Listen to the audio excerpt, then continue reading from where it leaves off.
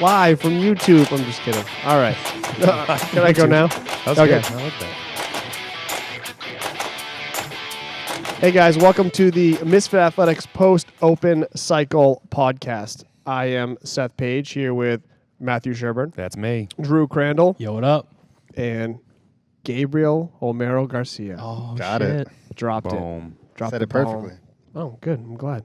I've been reading names for like the Open for the last 3 weeks, so I've been getting good at saying people's names. It's a skill. Before we get started talking about what's coming up in the next cycle, Drew, what's on the agenda?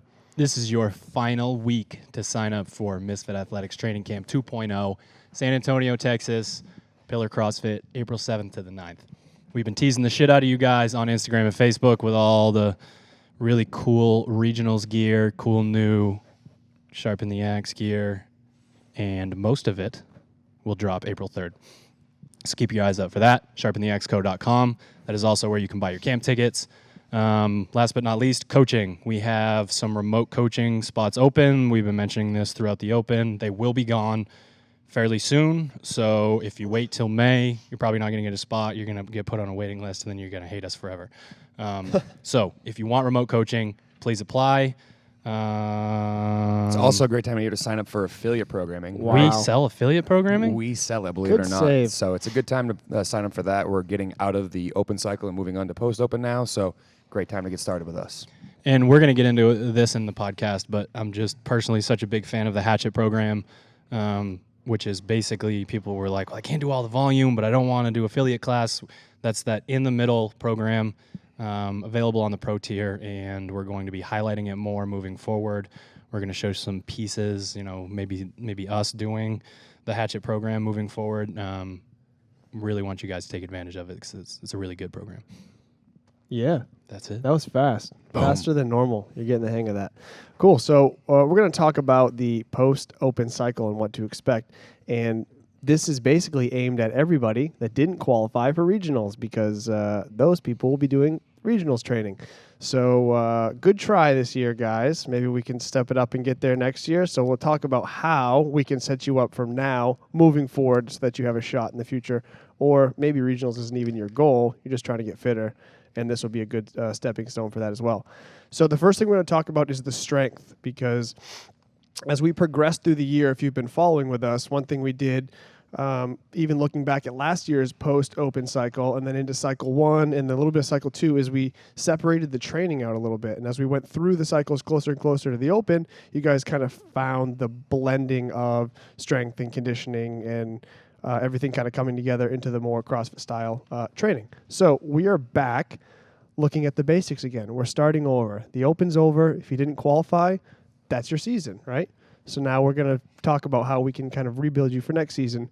So Drew wrote this program a while back, this cycle, and there have been a couple little tweaks to it, which I'll jump in and talk about. But if you want to kick us off and what you think is most important with kind of the foundations of rebuilding somebody's strength. I think it's really important to acknowledge that when you don't move properly or you don't move under control, which would also be properly, it's really hard to get stronger. And we actually just spent some time out in Sacramento with Mark Bell, knows a thing or two about getting people strong, getting himself strong. And a lot of the stuff that we've put in the post-open cycle, he thinks that CrossFitters really need. So that was kind of solidified that for us. We have the zero bounce deadlift, where if you struggle with grip work or you struggle with keeping that upper back in the position that you want to during your deadlifts, we can do a 3 to 5 second hold at the top of each rep. We can take that zero bounce very, very literally and go down super slow, that 3 to 5 seconds. That's really important. And then the other place where this fits really well for a lot of people is we have some athletes that just love the bounce. They love the bounce in the They squat. rely on it. Exactly. They rely on it. We were in, the number one thing for me is when we were in the Philippines and Travis was going for that 1 rep max clean and jerk. And he's just like, oh, if I catch the bounce, I'm good. It's like, what do you mean? And then I watched and I was like, oh my God. So he would be a person, if he was following this cycle, if I was coaching him, I would say, hey, it says 70 to 80%. You can only go to a weight where you can control all the way down and all the way up. Right. It doesn't have to be tempo work. You know, you can put that in on the side with lighter weight, but 100% control of this is my way down. I have stopped. Now I'm going up. That is a skill that you really need to have as a CrossFitter. You need to be able to go there when the bounce isn't there, when your positioning isn't that great. You need those supporting muscles in your knees and your hips and, even all the way down in ankles and calves and stuff like that to be able to really have that muscle endurance that you need. So those are really the two major points where I'm saying it doesn't matter as much what's written as it is how you move and how you interpret it. And there's some other cool stuff in there. We do the high catch, power, Olympic lifting work. So high catch power snatch, high catch power clean. That's going to help a lot of people that struggle with their pull. Power or nah should never, ever be fucking mentioned when it's a high catch. Okay. You're catching in that quarter squat. Even if you catch in the quarter squat and you start to wobble back down a little bit, that's not what we're looking for. We're looking for a real high pull, really fast elbows, really dynamic movement, and then move on. So, yeah, one of the things that people will notice when they start to attack this is that the percentage range that we prescribe is very large. So typically we have a prescribed weight or a percentage of a weight that's very specific, and we expect people to be in that range based on the time of year. Right now, we're, like Drew said, we're just talking about cleaning things up and slowing things down. So the ranges in different movements are somewhere between like 60 and 90%. So now you have that flexibility to start super light. And if you can't control 60% of your 1 rep max, you're in big fucking trouble. Like, we need to start over, basically. So if you can start there and build up, and if they look the same, then you kind of have permission to continue to add weight on the bar. If you start to break down or something starts to change, that's where you kind of have to stay just before that to make sure that you're actually getting quality reps in and that you're building some consistency within the movement. So we give people the freedom to treat this. Yes, it's a strength session, but it's also a skill session. And if you're not respecting that, and if you're the type that really can't check their ego and not put more weight on the bar every set just because they hit the last set successfully, you're not going to make any progress through this. So that's really, really important to mention. I was just going to add the same thing before you said it, but the ego thing. It's really easy this time of year. You're now after the Open, you want to have some fun. It's tempting to want to try to max out too often because you see it on Instagram. Spend the time you should be spending. Getting better is pretty fun. Getting better at the sport. This is essentially a jump start on next year's competition. Right. Everybody else that has qualified, good for them. They have their things they're working on. Regionals prep is going to be a little bit different than obviously this cycle, but you get a chance now to really lay the foundation for the entire year. And I think just back, the biggest thing for me was the no belt, no knee sleeves back squat that you guys have this coming up this cycle. Is you have a chance to learn how to squat properly again without all the extra braces and things that are in your head to allow you to squat heavier. Move right. That's the biggest thing from here. Take the time to move correctly. I think it's really easy to kind of skip over those things, especially as you're focusing on what weight you're lifting later on the season, and that's where you find ways to bounce out of the hole or to move in a certain way to get the weight up. And you got to remember that intensity doesn't always mean the load that you're lifting. It's the intensity with which you attack the piece. So a 5x3 at 60 to 90%, you could stay at 65, 70% and hit it with extreme focus on every single position that you're going in, and that's going to be actually pretty hard. It doesn't look hard on paper, but the amount of effort, the amount of, I guess, just energy it takes to really hit that is pretty difficult. So one of the most common emails that we get is about plateauing and strength, and I mean, there's really only two scenarios here. You're moving wrong or you're horribly under recovering. I mean, those are really the only two things that I see. Someone's like, oh, well, I'm an EMT and I sleep 19 seconds every third Thursday. And it's like, what the fuck? So that is one of the realities. But the other reality is you just don't move thoughtfully. You don't need to move perfectly, but you need to pay attention to what's going wrong in your lifts, what's going wrong with your body positioning. Maybe I need to strengthen this or that. And, we'll get into that with some of the new accessory stuff. But it is fun to get better. It really is. Like, I know that the hard work in the off season when you have to slow things down and build back up can feel like it's going to take forever. But I mean, another Open is come and gone, and it's going to happen again.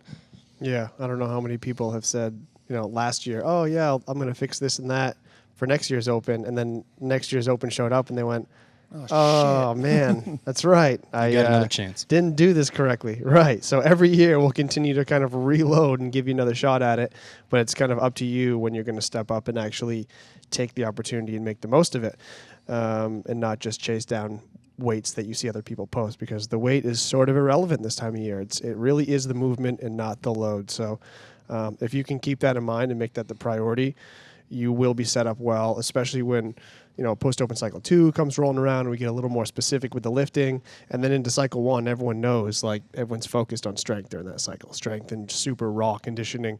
And if you haven't set yourself up for these 2 months for cycle 1, you could beat the hell out of yourself and not make any progress over the summer. And then cycle 1 comes around and you're, again, not making progress. You're stuck. So again, use this as an opportunity to progress and get ready for the in-season training that is never that far away. So thinking going back to beating yourself up over and over again, one of the things I think it's nice about this cycle is that reduction in volume. People sometimes get over the Open, hey, I don't have to worry about the Open workout beating me up anymore. Give me all the volume again. But what's cool about this cycle is we dial things back, to a reasonable level. It's not quite cycle 1, 2, 3, or 4 again. It's a little bit less, but it's a chance to get better at these things. And kind of what you were saying earlier about separating them out is your chance to really hit them hard again. yeah, absolutely. If you think about this as a sport and a season, if a NBA team loses in the playoffs or their regular season ends, they don't go and start playing more games. They recover, they hit some of the things that they do a lot of skill work, stuff like that. Shaq goes, shoots his free throws exactly. for the summer and still can't make them in the fall. Shoot your free throws. All right. Actually, but Boom. I mean, that does the focus on the movement and not the weight part of it is actually kind of a good segment for the gymnastics. So the way the cycle is broken up is you'll get your warm up as always. You'll have your strength work. You'll also have a conditioning piece, which is classic CrossFit. It's what we do a lot of. And then the gymnastics column will be sort of interval style gymnastics. So sometimes you'll just do some gymnastics work on its own, and sometimes it'll be more like the bitch gymnastics, which you've seen. However, when we usually introduce bitch gymnastics in cycle 3, I think it comes out strong most times of the year. Yep. We have made the assumption that you've spent the post-open cycle 1, which we prioritize skill gymnastics, and cycle 2, which we start to mix gymnastics in with other things, and that your movement is getting to where it needs to be. So when cycle 3 and 4 roll around, we expect that your movement is on point, and then we start to challenge it with other aspects of CrossFit. This cycle, we see the bitch gymnastics as kind of a resetting phase, and while we want you to still get a good workout in, we don't expect you to push as hard on some of the things. Like, for example, one of the pieces in week 1 will be ski a 1K in 5 minutes, and the time you have left, you do max rep kipping handstand push-ups in 2 sets. So this doesn't mean go PR your 1K ski and then go to the wall and get 2, fall off and get 3 and be done. This means you would ski nice and smooth through a 1K comfortably, right? And then you would go and you'd focus on the handstand push-up movement itself. So you could catch your breath a little bit. You're still slightly under fatigue, but you're in a better situation than you were in, let's say, after 17.4 when you come off the row and you have to go to the wall, right? And you're completely smoked. You can just kind of feel that fatigue a little bit and spend the extra moment to check your hand placement, check to see how close you are to the wall. Make sure you have someone kind of watching you, seeing if you're meeting an open standard or if you're not using that standard, that you're actually completing decent reps. You can take the time to spend on the skill itself as opposed to just ripping through as many reps as possible and calling it a day. I was going to say, the memory is fresh from having done 17.4, which is the retest of 16.4. You know what part of the handstand push-up, or you should know what part of the handstand push-up gave you the most trouble. Was it your placement away from the wall is too far? You weren't pulling your toes down. You're letting your hips go to the wall. And you're bridging. So you have a chance to think about those things, and even though you're doing it at fatigue, you have a chance to be mindful during this. And I think that's a big part of this cycle is being mindful in all of your movements, not neglecting something. It's not a race anymore. Now you have these opportunities to kind of feel out what went wrong during the open. Like there's chest to bar pieces like that. There's toe to bar pieces. There's running and muscle ups paired together. There's all these things that affect each other within the sport and things we see often. But if you don't kind of practice, okay, my arms are tired from pulling on the rower and now I have to go do a bunch of chest to bar. If you're not practicing that kind of thoughtfully with that pre-fatigue set in, then you're not really practicing what the movement will be like in a workout. You're just practicing something on its own. So until we get to cycle 1 where we really break down the skill of the gymnastics again and build you back up, like Sherb said, now's a time where you have that kind of memory fresh and you can push a little bit, get under fatigue, and then say, okay, what the hell went wrong in these gymnastics? Like, let's see how I can move through them. And if I fall apart, I can use it as a learning experience. If I figure something out, then I've got it. Now I can build on it. I was going to say, going on along those same lines, you can't win training, and this is something Drew's been telling me for like 5 years, and I'm like, fuck you, I can win training. I'll try to win this workout. But there's a chance to get better at these things day in and day out. So think about, what's going on with my mic? Am I all right? That's weird. Bane, there we is that go. you? Technical, there's like a ghost coming in It's shutting weird. up Sherb. But you have Ghost of Sherb's water. to focus on certain parts of these workouts that you have the most struggle with. Maybe you don't, like I said, struggle with skiing, but you're terrible at handstand push-ups. Use that opportunity to get better at your handstand push-ups. Don't just try to beat the person beside you Correct. with garbage movements. So, I think we've all seen somebody go from a rower and go really hard on the rower and go right to the wall and hit out a set of perfect handstand push-ups. And people always look like, how did that person do that? And this is how you do it. You practice it here. You get all those things sorted out, and then when you start to push the pace, it's all consistent. It's all there, and then you become that person. But it all happens here. And by pushing, because we're not putting the focus as much on the conditioning as we are the skill, you can push to different levels for each round. So again, I keep using the bike or the rower as the example. You could bike 20 calories really hard the first round and try your pull-ups and see how they go. You can go, wow, that fucking didn't work out so well. Then you can find, maybe a really slow pace, and then you crush your pull-ups in round 2, and you're like, okay, so it's easy like this. And then you can kind of explore that middle ground where you go, okay, it's uncomfortable, but now this hasn't affected me, and now I know what my Metcon pace kind of is, and now my goal moving forward is to be able to step up the amount of fatigue I can absorb and do the reps efficiently. So you learn something about yourself, and you can experiment and play with all this, because we're not at a point of the year where we need you to be in top physical conditioning shape, right? We just need you to be able to learn these movements and build these patterns. And it's always, even though we do have times of the year that we'll do things on their own, we're always learning how to build these patterns under fatigue. The patterns themselves will not come back out with your training if you always train things fresh or on their own. It's a completely different skill or system that you're building when something else is affecting what the pattern should be. So if I just do handstand push-ups on their own, I could probably do a lot of them, right? But if I do handstand push-ups after thrusters or after push press or after push-ups or after skier, something in my system of that pattern has now changed. And I have to be able to get to the wall and adapt and figure out what it is that I'm going to be able to do to continue to move through that range of motion. It's different than being on their own. If you don't practice that, it's going to shine through. And it did for people in 17.4, which is the freshest in my mind because it just happened. And people's handstand push-ups who they thought were good at handstand push-ups were fucking shit. They were terrible and they didn't count. And people were surprised with their score. But we're not surprised because we understand how this works. So, yeah. I agree with that Thanks. completely. I mean, you look at people who don't practice things correctly, and it just ends up biting you when it counts. Hey, what are you saying? That's rude. What's going on with the conditioning stuff? CrossFit? Nothing really. Yeah.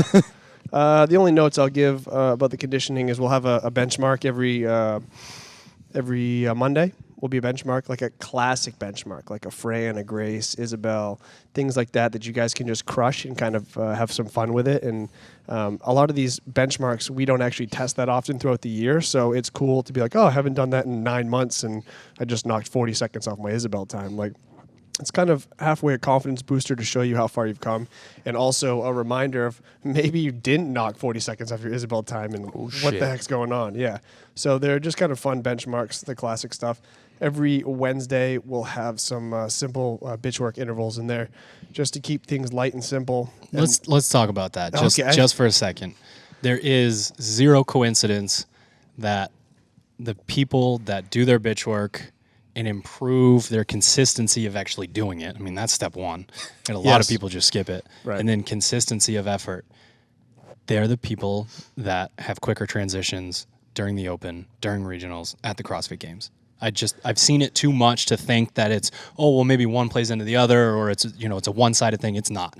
These people go harder and are able to go harder in these positions. So you might be the type of person that's good at this movement, this movement, this movement. They all get thrown together, and then you can't transition from movement to movement.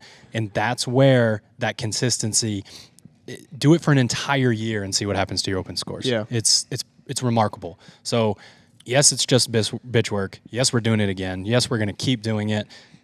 Don't really care if you get bored of it. Do it, please. Like, don't treat it as a warm-up. Don't treat it treat it as its own piece.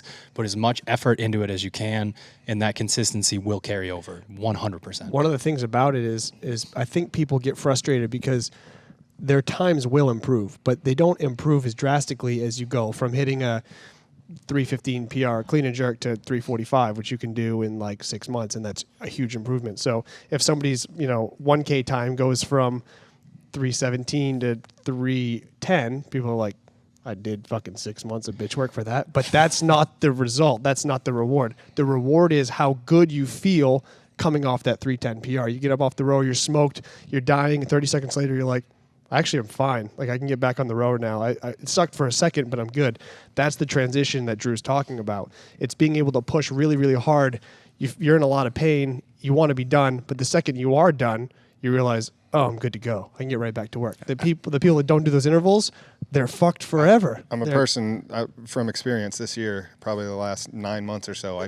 That was the thing that I cut out of whatever I was doing, just because I didn't have enough time to train. So I cut bitch work out pretty much, like all of it out, and just did a Metcon and a lift every day. And when I did the open workouts, that was the part that I struggled with, the ability to transition, to keep moving, to push. And it was, I think it's specifically because of that.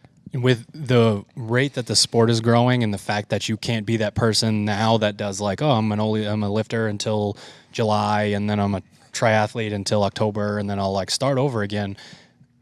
That incremental growth is all you're going to see if you're really in it. Right. You're really, really in it. So if you have that mindset of that's not exciting, then you're kind of in deep shit and need to reevaluate how you think about it, because those tiny little PRs that are always there. That's the one thing that's been awesome about working with China is she literally knows every score, every lift, every set of reps. She knows every single PR she's ever had. And she's like so excited to hit a 2-pound PR today. And it's like, that is fucking awesome. She PRs every day because of the amount of stuff she keeps track of. Yeah. Exactly. So she can see that incremental progress, and she's genuinely excited about it. So if that really bothers you, that mindset, you got to flip that around for sure. I think all the best athletes in the sport to embrace the fact that this is not the funnest part of the sport, but it's an absolute necessity. Every single season, every single week, every single session, you have something that's like this where you push yourself in a piece that's not very fun. And then you get used to it, and then people say you're mentally tough, and it's like, well, I just keep doing it. Just keep doing it. I keep doing it. So I'm not scared of it anymore. It's no secret. This is Kobe running sprints after practice to fucking dominate everybody. So I mean, your article that you wrote a couple months ago, whatever it was, about the 10 2Ks in a row. Oh, yep. I mean, this is what this is. So you just took it and you put it under a microscope as opposed to us putting it over, into cycles and in with other things. For those you're not familiar, it's in the article section on the site. Gabe had a large group of athletes take two paths to try to PR their 2K row. Without explaining the two paths, you'll have to go read about it. Basically, everybody in the test had to do 10 2Ks over the course. It's supposed to be over 10 days, but you gave like 10 training days. 2 buffer windows. Yeah, Yep. So 10 training days in a row. I participated and just did 10 days in a row. And it was one of the worst things I ever committed to, because every day I did it. The first thing you think about every day is, oh my fucking God, I got to row 2K again today. Like, the anxiety of walking in the gym, like knowing that that's on the docket sucks. But when you just kind of, you go into these weird places in your head where you're happy about seeing your progress, you're going faster, your pace is better, you're feeling good that day, and you're super excited, like 1,200, even though it hurts because you know you're going to improve. And then there are days when you see that you've gone 1K and you're falling off already, and you're like, I can't hold on. I don't know what I'm going to do. I can't hold on, and it's just not there. But long story short, by the end, I shaved like 17 seconds off my 2K and 10 days. in 10 days. Yeah, 17 seconds off my 2K. And I row regularly. It's one of my favorite things to do in the gym. Like, I always pick rowing over other shit. I like to row. I still shave 17 seconds off in 10 days for a sub-7 2K for a skinny beanstalk like me. So you just got to be consistent with it, and you're going to have good and bad days with it. And you can't say that you suck. You can't say that you love it. You just have to, like, get into it and just live it. Take the good with the bad and be consistent. So if you haven't seen the video of Seth PRing his 2K, getting the sub-7, go watch it for sure. But it's funny because the reaction after he got off the rower, he's kind of slobbering everywhere and crawling on the ground and excited that he did it. I mean, we saw the same exact reaction when Austin finished the last workout of last Open to qualify. Well, he's in worse shape than me, but yeah. Yeah, he was slobbering. It's that sign of going all out and that experience. Yeah. And if he doesn't do that in something like bitch work, I don't think it's there for him to do at the end of the Open. That's true. That's a good point. If you can't, I mean, you'll never be able to take yourself to the same place that you can during a competition where something's on the line, but you can get really close. And I mean, I didn't have anything on the line. I just committed to something and decided that I was going to push. And actually, day 9 is when I set the PRs. It was actually only 9 days because day 10 I fucking did not try again. That was it. I'm good. Thanks. But you're right. Like, going to that dark place, that in any class WOD, like affiliate class or any other thing, there's no way I would have pushed like that. Just not interested. There's nothing on the line for me to care about to push that hard. So yeah, finding that reason to do it was huge for me. And like, I could do it again, but I need a damn good reason to do that over again. I can't just jump. You did it. You got sub-7. I did it, right? You did it. I did it. So anyway, that's bitch work. You only get that once a week now, but for those of you that have been following, you realize how regular it's going to be throughout the year. Are we good with that? We are, I'd say. Boy, we really took off on that one. And then the rest of the conditioning, there's nothing to talk about. I mean, you guys are going to, it's CrossFit. Short and long, couplets and triplets and AMRAPs and rounds. You got it. Boom, And, roasted. I mean, then I like to spend a lot of time thinking about each piece and make sure that they're fun and balanced and make sense. And I think I was really happy with the way all this came out. So I think you guys will be in a lot of pain. So that's enjoy the pain. That's how that goes. There's a new wrinkle, right? What's that? The accessory. Wow. Yes, I can't believe I didn't mention this. So that's what we did last year. We talked about the warm-up, conditioning, strength, gymnastics. That's all we gave people last year for the post-open cycle. This year, what we've done is, for those of you that subscribe to the Pro tier, you have access to all the templates that we've been spending a ton of time working on to kind of fill in the weaknesses. What I've done is I've gone through the templates that are available to download for anyone, again, in the Pro tier, and I have pulled days that fit with all the conditioning, strength, and gymnastics. So there'll be accessory pieces for those of you that have access to the templates.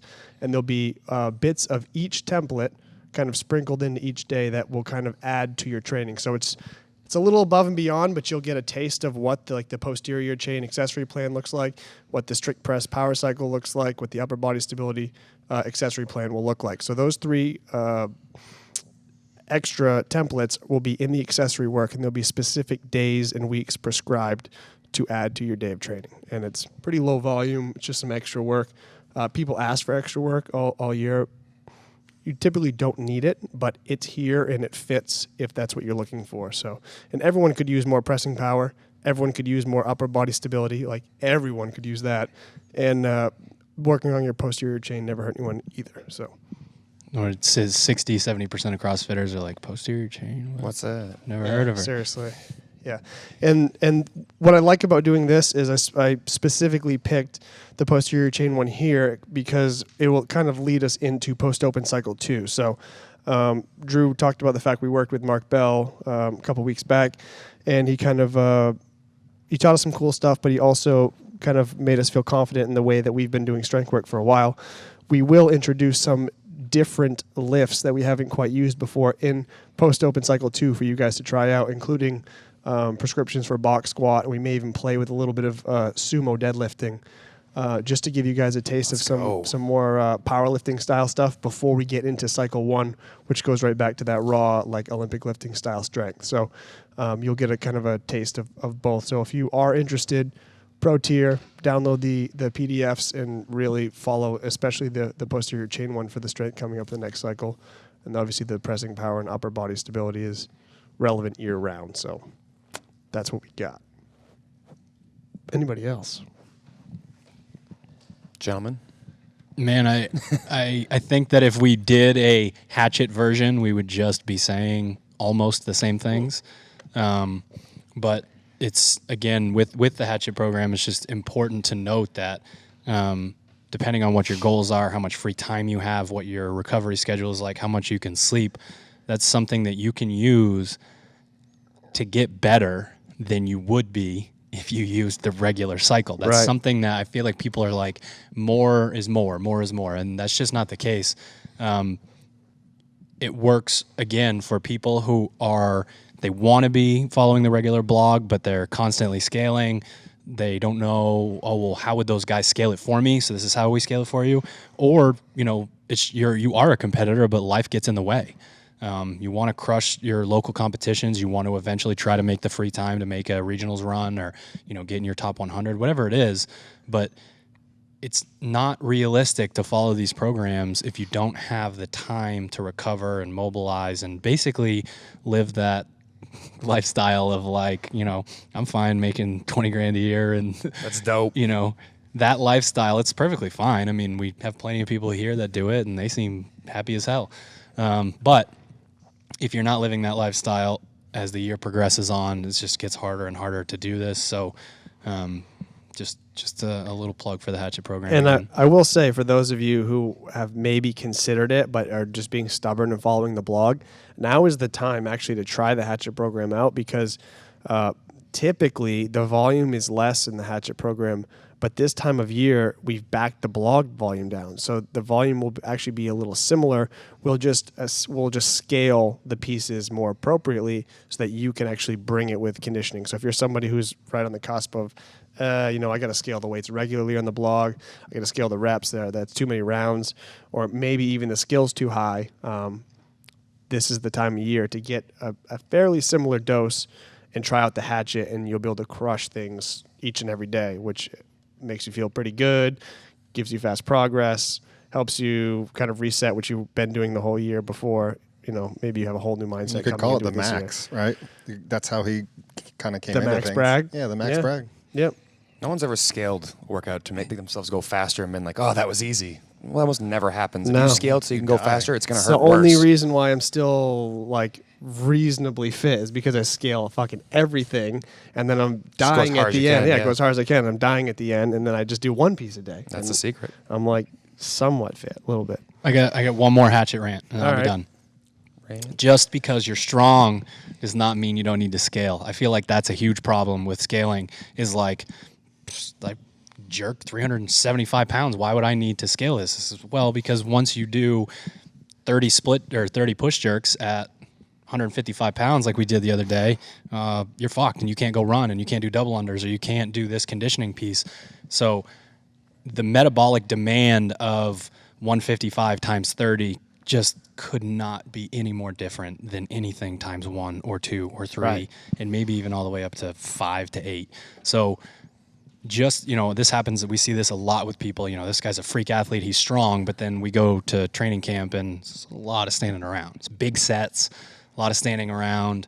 The rower, you're looking over, it's 1,800, it's 900, it's 600, back up to 1,500, that kind of stuff. So if you're really strong and you feel like these weights are too light, you better be crushing that Metcon. Like fast transitions, big sets, good to go. Just to prove Drew's point, I think it was either Grace or Isabel, but like 3 years ago at the games, one of the showcases was Kendrick Ferris doing Grace or Isabel. Took him like Who's Isabel? Yeah, it took him like 8 minutes, and then he laid around. The story is he laid in like the Progenics tent for like 2 hours. He went up after, on the top level because he didn't want anyone to see him. Yeah, like dying. And this guy is a world level weightlifter. And 25% of his we're max. talking about 30 reps at 135, and he's dying. So that's an extreme example just to prove Drew's point. You're not Kendrick Ferris. Like, you can't lift like him. So don't pretend that you have some strength and that you don't need to scale things back. It's just they don't line up. Doesn't make sense. So. We good with that, guys? I'd say so. I think we did it. Wow. Okay. It's come and gone so Another fast. season. We're coming up. Yeah. Another season. We have so much stuff to do. Regionals is coming. My God. Can't wait. The stress. Well, thanks for watching. As always, if you have questions, just, shoot them our way. We'll answer it. We'll do some more videos. We'll do some more, coaching tip videos, movement videos. Lots of those. Cycle roundtable. Cycle roundtable. We got all kinds of stuff coming for you guys all year long. So thanks for watching. And until next time, see you later. Thanks, guys. Peace. See you.